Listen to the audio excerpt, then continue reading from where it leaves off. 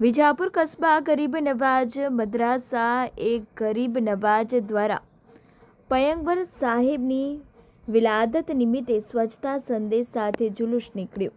બેનરો સાથે શહેરના વિવિધ વિસ્તારોમાં ફરી બાળકો દ્વારા સ્વચ્છતાનો સંદેશ આપ્યો.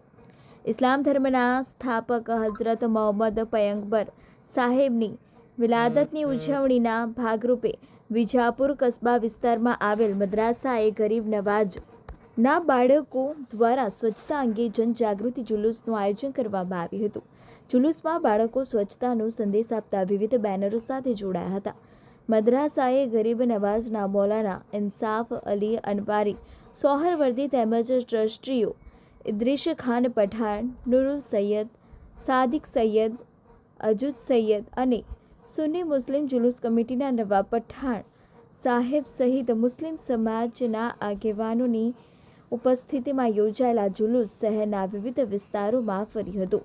જુલુસ દરમિયાન બાળકો દ્વારા સ્વચ્છતા અંગેના બેનરો પ્રદર્શિત કરી લોકોને પોતાના ઘર, મહોલ્લા અને આસપાસના વિસ્તારો સ્વચ્છ રાખવા અપીલ કરવામાં આવી. હઝરત મોહમ્મદ પયગંબર સાહેબે આપેલા સ્વચ્છતા અને પવિત્રતાના સંદેશને જન જન સુધી પહોંચાડવાના હેતુથી યોજાયેલા અભિયાનને લોકો તરફથી પણ સારો પ્રતિસાદ મળ્યો હતો. વિલાદતની ઉજવણીને લઈને મુસ્લિમ સમાજના વિવિધ વિસ્તારો તેમજ મસ્જિદોને પણ રોશની અને વિવિધ પ્રકારની સજાવટથી શણગારવામાં આવી છે.